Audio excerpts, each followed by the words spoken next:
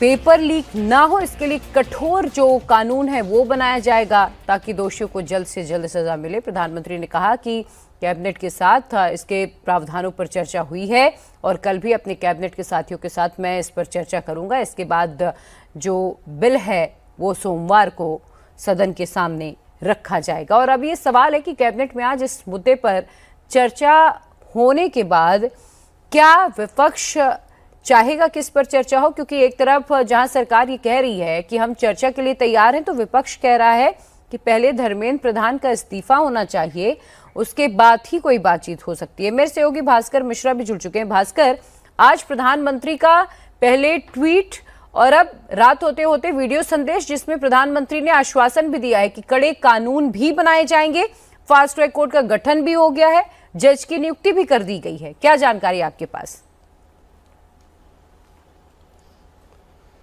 और देखिए, जो डिमांड है यहाँ पे जो स्टूडेंट्स प्रोटेस्ट कर रहे हैं उनका यही है कि पेपर लीक कैसे रोका जाए। और अगर उसकी समाधान की बात करें तो समाधान की दिशा में यही किया जा सकता है कि उसके लिए कड़े कानून लाए जाएं और फास्ट ट्रैक कोर्ट में इस तरह का मामला चले, लोगों में डर हो इस बात का, तो फिर इस तरह के प्रयास फिर से ना हो। ये एक सैद्धांतिक बात है।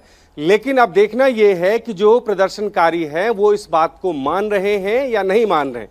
इससे पहले दिन में जब प्रधानमंत्री के द्वारा ये ट्वीट किया गया था कि फास्ट ट्रैक कोर्ट में इस तरह के मामलों की सुनवाई होगी, तो सिरे से खारिज कर दिया गया था। कॉकरोच जनता पार्टी के जो नुमाइंदे हैं, उनके जो नेता हैं, उनके द्वारा ये कहा गया था कि ये तब आता है सामने जब पेपर लीक हो जाता है, मामला रजिस्टर होता है, उसके बाद फास्ट ट्रैक कोर्ट में जाएगा। लेकिन हम ये चाह रहे हैं कि पेपर लीक हो ही नहीं, और उसके लिए जो जरूरी है उसके लिए प्रधानमंत्री ने एक तरह से जवाब दिया है कि उसके लिए जरूरी ये है कि कैबिनेट में वो इस तरह का मसौदा ला रहे हैं। इसी सेशन में यानी मंडे से इस बिल को लाया जाएगा और पास करवाया जाएगा। तो कम से कम ये बात जरूर है कि जो उनकी डिमांड है उसकी दिशा में सरकार 2 कदम आगे बढ़ाते हुए ये इंश्योर करने की कोशिश कर रही है कि जो आपकी डिमांड है उसको फुलफिल कर रहे हैं हम। और अगर वर्तमान कानून में इस तरह की व्यवस्था नहीं है तो नए कानून, नए सुझाव के साथ हम ला रहे हैं जिसमें और कड़े प्रावधान हो और इसके साथ साथ फास्ट ट्रैक कोर्ट में इस तरह के मामले की सुनवाई हो जिससे जल्द से जल्द सजा हो। तो उसके बाद सरकार के पास वैधानिक रूप से करने के लिए और कुछ नहीं है। अगर इसके बावजूद भी प्रदर्शनकारी अपनी सिर्फ उन्हीं मांगों पे लेके अड़े रहे कि धर्मेंद्र प्रधान का इस्तीफा होना चाहिए तभी हम लोग हटेंगे, तो ये मामला लंबा खींचेगा। नहीं तो समाधान के रूप में जो प्रधानमंत्री के द्वारा आज बताया गया है रास्ता वही है।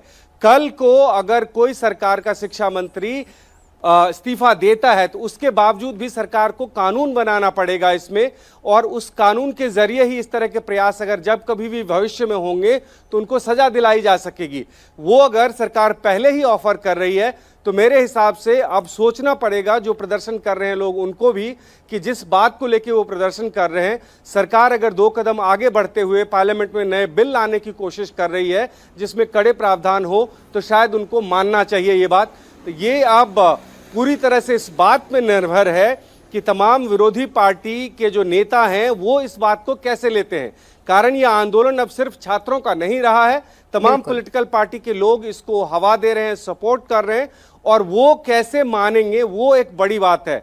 सरकार के तमाम प्रयास के सहयोग में अगर वो लोग आते हैं, पार्लियामेंट में अगर बिल पास करना होता है तो उसमें पक्ष विपक्ष दोनों मिल के करेगा तो सेंस ऑफ हाउस जाएगा लोगों की नज़र में, और उसके बाद हो सकता है इससे लोग खुश हों कि ठीक है उनका जो प्रयास था वो नज़र आ रहा है, सरकार पे दबाव नज़र आ रहा है, सरकार एक कानून बना रही है, और आगे भविष्य में जब कभी भी पेपर लीक का मामला सामने आएगा तो उसमें कड़े प्रावधान है। तो अब ये देखना होगा कि विपक्षी पार्टी किस तरह से इसको लेती है और कहां तक सरकार समझा पाती है। बिल्कुल भास्कर, लेकिन अब देखना होगा ये जो टकराव है वो खत्म होता है आगे या और बढ़ेगा। जैसा कि आप बता भी रहे हैं कि अब ये सोचना होगा कि अगर सरकार 2 कदम आगे बढ़कर कानून की बात कर रही है तो ये प्रोटेस्टर्स को समझना होगा।